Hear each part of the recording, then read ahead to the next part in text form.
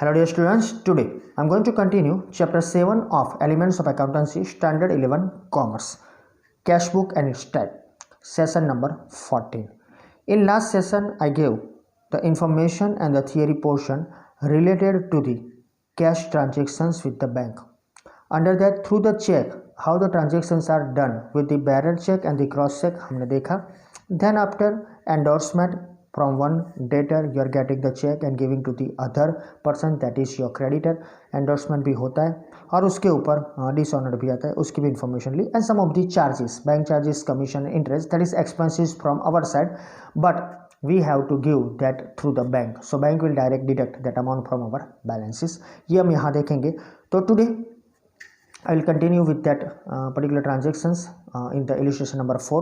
Once again the illustration is same as the third one, लेकिन यहाँ पर you will get the extra transactions of the cash and bank transaction जो cross check या bearer check के तौर पर होंगे, और some of the expenses that is of our business paid by the bank. Cash और बैंक columnar cash book है. Let's start that one.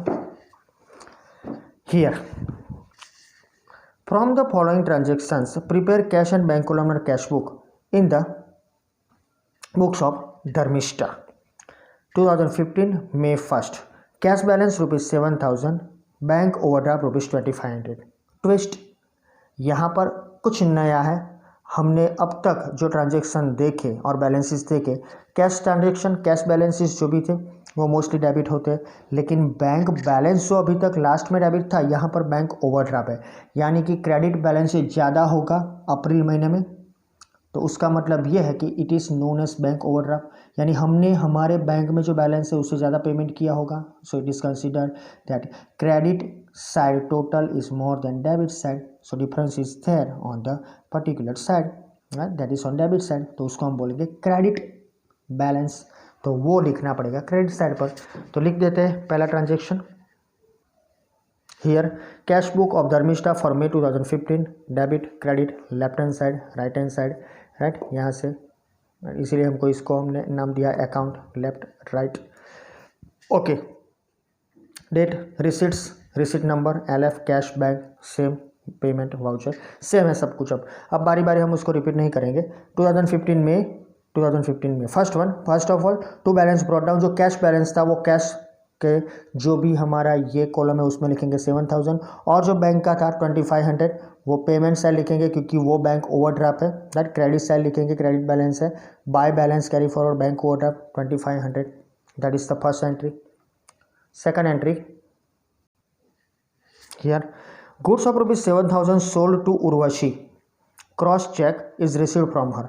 तो यहाँ पर हमने 7,000 के गुड्स उर्वशी को बेच दिए और हमने क्रॉस चेक रिसीव किया. यानी keep in mind whenever the cross cheque is there it is not converted directly into cash, आपको उसको बैंक में डालना पड़ेगा. अगर इन्फॉर्मेशन नहीं है फिर भी वो बैंक के थ्रू ही जाएगा, लेकिन यहाँ इन्फॉर्मेशन है which is deposited in the bank, यानी हमने उसको बैंक में डिपॉजिट कर दिया. हमारे पास कोई कैश नहीं आएगा, यहाँ कोई कॉन्ट्रा ट्रांजेक्शन नहीं है, राइट. जब भी क्रॉस चेक होता है उसको बैंक में ही डालना पड़ता है. सिंपल एंट्री है, उर्वशी ने हमसे गुड्स परचेस किए हैं, यानी उर्वशी हमारी क्रेडिटर है. हमारी लैंग्वेज में बोले हमारी साइड पर तो गुड्स सोल्ड बाय कैश, लेकिन यहाँ चेक मिलता है.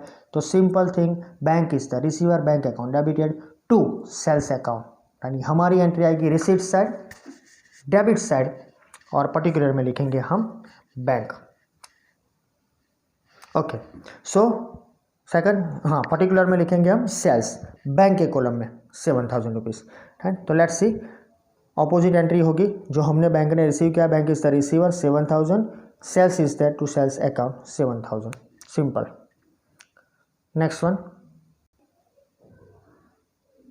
थर्ड वन, गुड्स यानी 4th में goods of rupees 2,000 sold to Ashok at 10% trade discount, 50% amount received in cash and for the balance amount cheque is received. यानी यहाँ पर ये ध्यान रखो कि यहाँ हमने 50% अमाउंट रिसीव किया है कैश में, और बाकी का जो बैलेंस अमाउंट है उसका चेक रिसीव किया है which is deposited in the bank. यानी जो भी अमाउंट आएगा उसका 50-50 करना पड़ेगा. लेकिन क्यों अमाउंट 50-50 करना है? क्योंकि कैश उसने दिया है 50%, बाकी का जो आएगा वो बैलेंस चेक के थ्रू है. तो देख लेते हैं. Simple thing, first of all 2,000 के गुड्स थे, 10% ट्रेड डिस्काउंट है, राइट.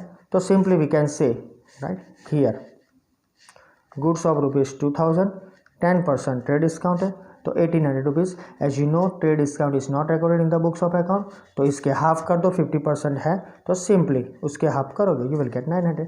तो कैश रिसीव्ड होती है 900 और बैंक में पैसे जाएंगे 900. Simple.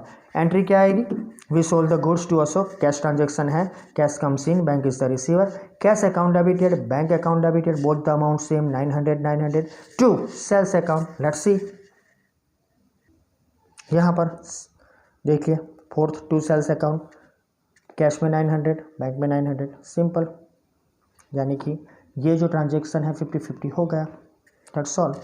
Now next one here fifth one, ₹2000 cash deposited in the bank, Contra transaction. अब मैंने इसकी बहुत डिटेल आपको दे दी. मैंने बोला कि कैश डिपॉजिट होता है, cash goes out, bank is the receiver, debit side पे ऑपोजिट एंट्री. ये सब भूल जाओ अब. यानी कि ये भूल जाओ मीन्स उसको आपने अपने दोनों सब में हमने इलस्ट्रेशन 3 और एग्जाम्पल 5 में इसके हिसाब से हमने एंट्री दी. अब कुछ नया, समथिंग न्यू जो आपको याद रहे.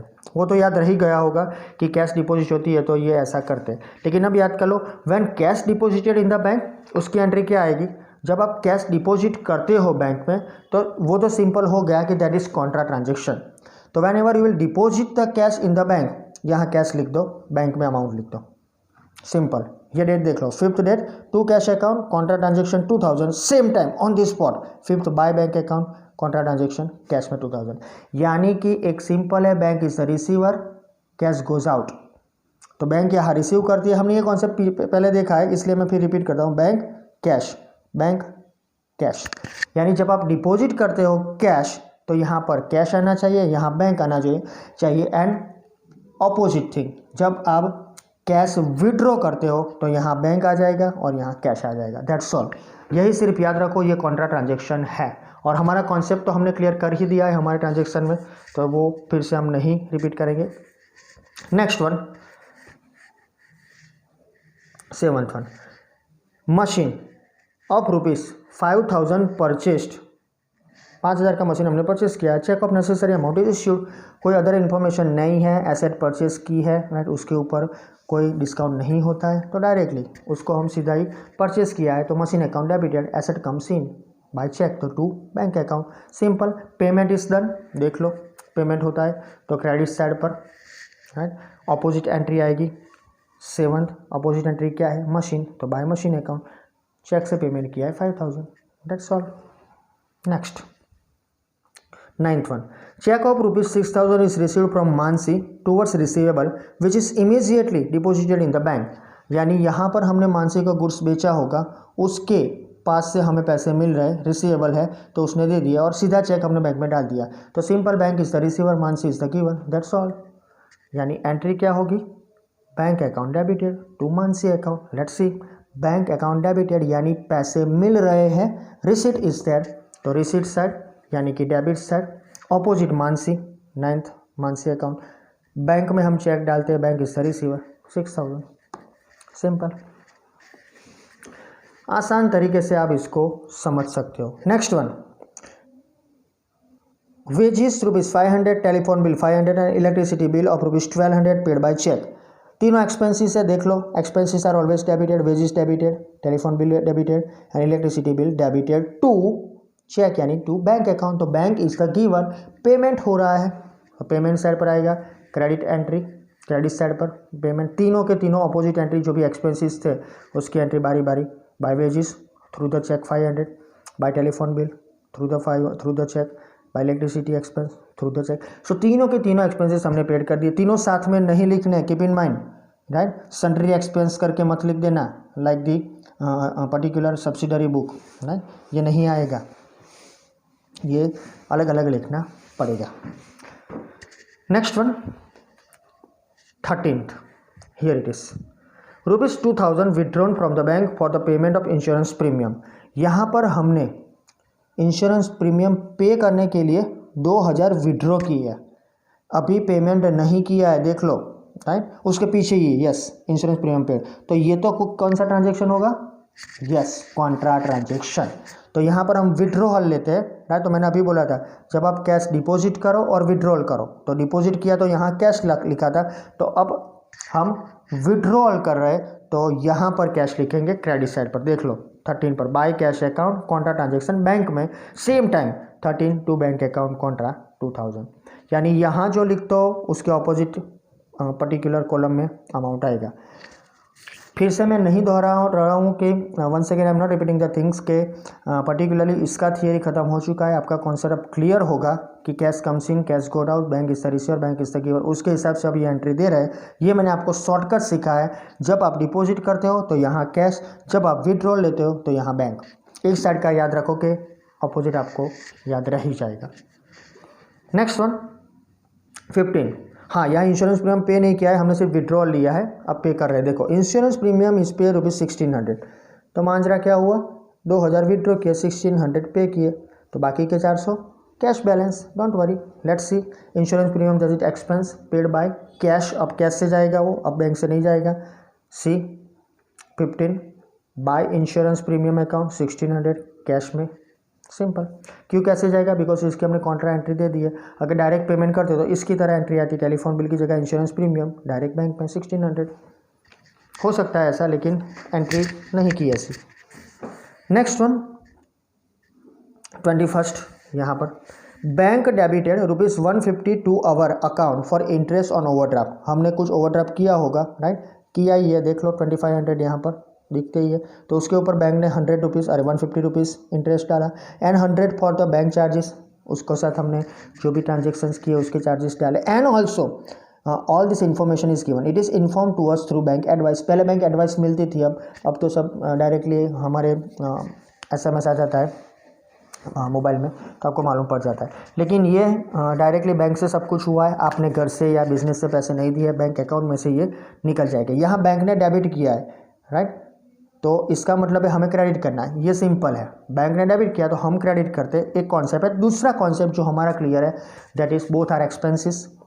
देख लो इंटरेस्ट जो ओवरड्राफ्ट पर है हमारे लिए एक्सपेंस है, और चार्जेस भी हमारे लिए एक्सपेंस है। That means on the payment side, let's see payment side, right, entry देख लो 21 by bank interest account, bank ने पे किया है हमारी ओर से, हमारे खाते में से लेगा, और बाय बैंक चार्जेस अकाउंट वो भी यहाँ से। So both are expenses, that's why it is here. तो bank charges account debited ₹100 and bank interest account debited ₹150 to bank is the giver bank account.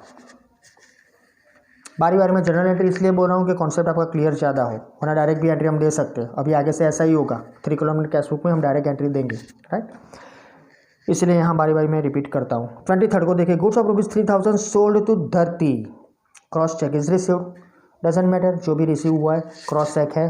अगर इसको डिपॉजिट नहीं किया तो हमको हमारे अकाउंट में बैलेंस नहीं आएगा, तो इसको डिपॉजिट करना ही पड़ेगा। अगर इन्फॉर्मेशन नहीं भी दी है तो बैंक से ट्रांजेक्शन होगा।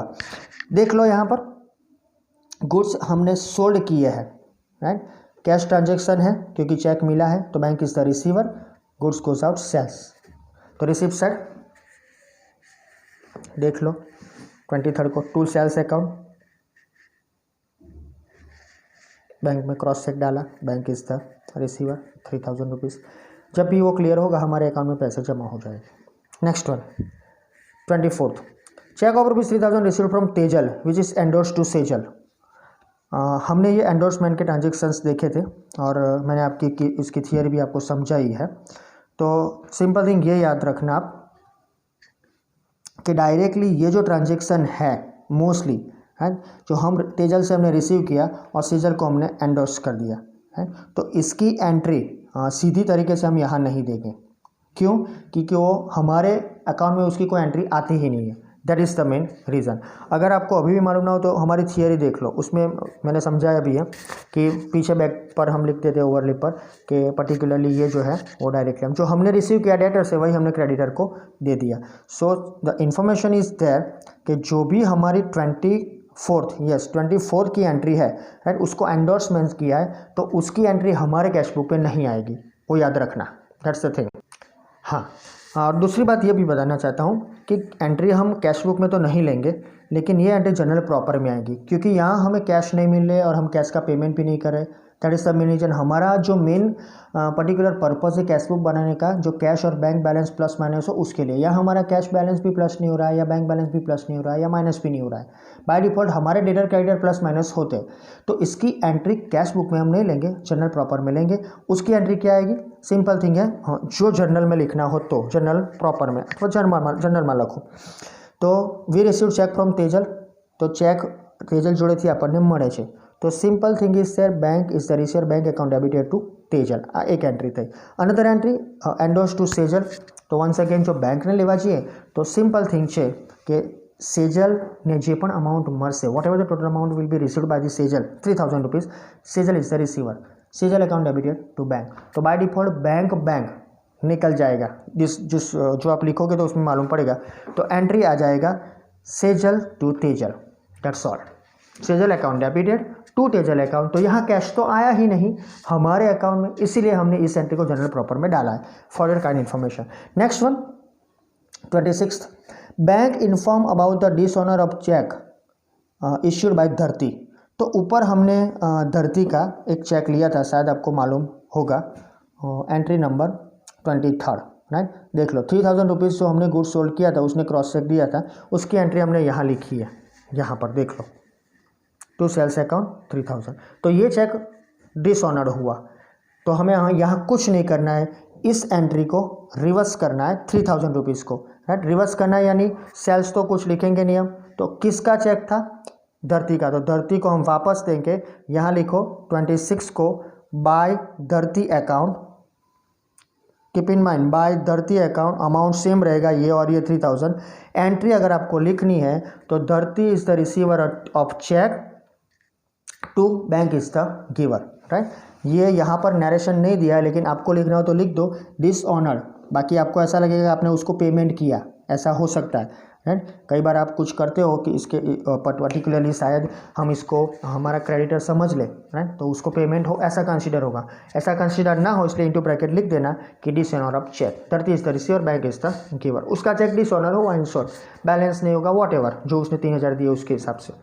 Next one 28 ₹1500 paid to Vibodh for settlement of account, तो उसका अकाउंट जो भी था उसको हमने सेटलमेंट किया। हियर विबोध हमारा क्रेडिटर है, तो हमने उसको अमाउंट पे किया, राइट, अमाउंट पे करने के लिए हमने उसको कोई इन्फॉर्मेशन नहीं यानी कैश दे दिया, तो देख लेते 28 को पेमेंट साइड, राइट, चेक दिया नहीं है, कैश है, तो बाय विबोध कैश में 1500, सिंपल है, ऐसे ट्रांजेक्शन बहुत आ चुके हैं।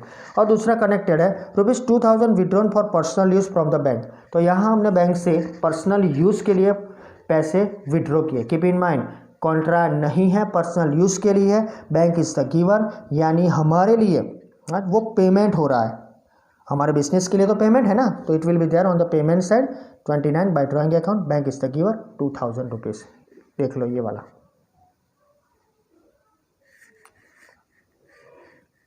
ओके, कई बार ऐसा होगा आपके लिए कि पर्सनल यूज़ के लिए क्यों कॉन्ट्रा नहीं है, तो वो हमारे बिजनेस में पैसे नहीं आ रहे हैं, वो हमारे घर पे पैसे जा रहे हैं इसलिए।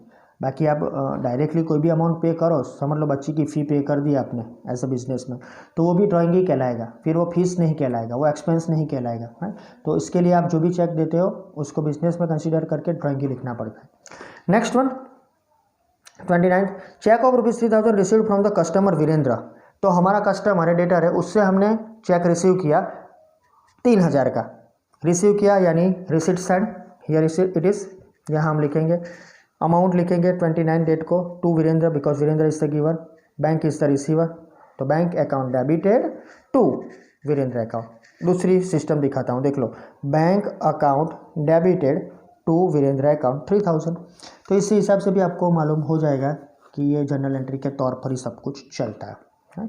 तो वीरेंद्र मीन्स हमने उनको कुछ बेचा होगा, उसके हिसाब से उन्होंने हमें पेमेंट कर दिया। Last one 30 cheque of ₹3000 received from the customer Virendra, ऊपर आ गया which is endorse in favour of Surendra, तो वही चेक हमने सुरेंद्र को एंडोर्स किया। देख लो, अब ये ऊपर की तरह होता सेजल और तेजल की तरह डायरेक्ट एक में दिया होता तो हम उसकी एंट्री जनरल प्रॉपर में देते, लेकिन यहाँ 29 और 30 एक दिन के बीच ये ट्रांजेक्शन हुआ, 24 आवर्स हो गए, यानी हमने जो चेक लिया था उसकी एंट्री हमने ऑलरेडी अगले दिन दे दी यहाँ पर, राइट। तो फिर अब उसको रेक्टिफाई नहीं करना है, राइट, दूसरी एंट्री लिखनी है, जो चेक हमने लिया था वो सुरेंद्र को देते, एंडोर्स करते हैं। तो सिंपल थिंग इज देयर, ये काम बैंक करेगा, हम नहीं करेंगे। तो Surendra is the receiver, bank is the giver. Payment हो रहा है हमारे बिजनेस में से 30 by Surendra, because Surendra is the receiver of the cheque, sorry Surendra is our creditor. Simple, ये सब कुछ बैंक लेगा तो वो चेक उसको मिलेगा, तो उसका पेमेंट हम नहीं करेंगे, अब डायरेक्टली हमारे बैंक अकाउंट में से जाएगा, क्योंकि हमने पेमेंट मीन्स हमने जो भी अमाउंट है वो बैंक में डाल दिया, वीरेंद्र से मिली थी, वो नहीं आता तो डायरेक्ट सुरेंद्र वीरेंद्र कर देते। लेकिन अब यहाँ लिखना पड़ेगा 30 by Surendra account, he is the receiver of the cheque, right, and 3000 will be paid.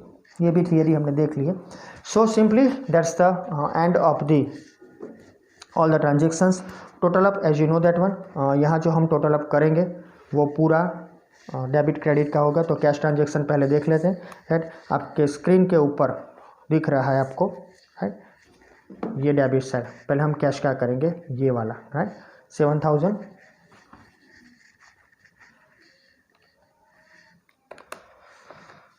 7000, उसके बाद है 900, राइट, उसके बाद है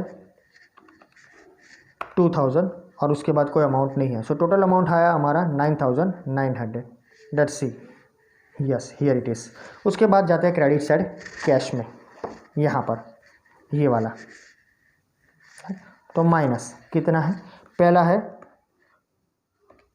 है 2000, उसके बाद आएगा 1600, आपके पास बुक है आप देख सकते हो 1600, और उसके बाद आएगा माइनस 1500। डिफरेंस इज 4800 आ गया, that is 9900 balance carry forward 31 में है, यानी 31 आएगा 4800। ओके, सो ये तो हुआ कैश साइड का। अब मैंने बोला है कि जब बैंक का ट्रांजेक्शन जो भी है डेबिट क्रेडिट वो करो तो एक बार देख लेना कि वो कौन से ज़्यादा है, क्योंकि बैलेंस बैंक हो भी सकता है और बैंक ओवरड्राफ्ट भी हो सकता है, यानी यहाँ दोनों हो सकता है, as you know that one. तो यहाँ पर हमने देखा शुरुआत की थी तब हमारे पास बैंक ओवरड्राफ्ट था, राइट। तो ऐसा ना हो कि ये देख के आप ये क्रेडिट साइड का टोटल करके उसमें डेबिट माइनस कर दो, पहले देखो सोचो कि दोनों साइड क्या हो रहा है। तो यहाँ पर देखोगे तो आपको मालूम पड़ जाएगा, राइट, कौन से साइड का ज़्यादा है। 7 + 2 6, राइट, 15 तो यही हो रहा है, यहाँ 15 देखो नहीं हो रहा है, 3 + 2 + 3, ऐसे ओरली आप देख लोगे तो भी आपको मालूम पड़ जाएगा। नहीं है आपको ऐसा, अगर शायद आपको एडजस्ट नहीं होता है तो दोनों का टोटल अलग अलग करना पड़ेगा, राइट, तभी आपको मालूम पड़ेगा। लेट्स सी, हम दोनों का टोटल अलग अलग करते हैं। ये एक पैटर्न ठीक नहीं है लेकिन कर लेते हैं, चलो। 7000 + 900, राइट, 2000, 6000, फिर 3000 और फिर 3000, तो इसका टोटल हुआ 21900। ये एक हुआ। अब क्रेडिट साइड का देख लेते, 2500, 5000, 500, 500, 1200, 2000, 150, 100, 3000, 2000 एंड 3000, तो दैट इज 19950, राइट। अब हमारा जो टोटल हुआ था ये दोनों में से हमें माइनस करना पड़ेगा, राइट। सो 21900 माइनस 19950, 1950 आ गया डिफरेंस। यानी कि यहाँ पर डेबिट साइड का टोटल ज़्यादा हो रहा है, क्रेडिट साइड का कम हो रहा है। वो हम ये सोचते हैं डायरेक्टली तो डायरेक्ट हो जाएगा, तो आपको यही करना है, दोनों साइड का टोटल मत करो, राइट, थोड़ा लॉजिक लगाओ, यहाँ देख के ही आपको मालूम पड़ जाएगा किसका टोटल ज़्यादा है, उसमें से वो माइनस कर लो। दूसरी बात कीप इन माइंड कि बैंक ओवरड्राफ्ट है तो उसका मतलब ये नहीं है कि यहाँ बैंक ओवरड्राफ्ट ही आएगा। देखो यह डिफरेंस आ गया, हम 2500 ओवरड्राफ्ट में चल रहे थे, अब हमारे पास बैलेंस आ गया 1950, यानी टोटल हमें मोर देन 4000 रुपीज़ प्लस हो गए, यानी उतने हमारे अकाउंट में डिपॉजिट हो गए, क्योंकि 2500 तो ऑलरेडी हमारा पास बैंक बैलेंस कम ही था, यानी वो ओवरड्राफ्ट में चल रहा था, और दूसरा 1950 आया, तो 4550 रुपीज़ हमारे पास अब ज़्यादा हो गए। लेकिन on the paper bye balance carry forward 1950, तो उसको हम ब्रॉट डाउन करेंगे जून 1 को, by balance brought down 4800, 1950। So that's the end of the illustration number 4। Example number 6 same ऐसा ही है, उसको हम नेक्स्ट सेशन में करेंगे। उसके बाद जाएंगे हम अलग अलग ट्रांजेक्शन्स की ओर। Thank you.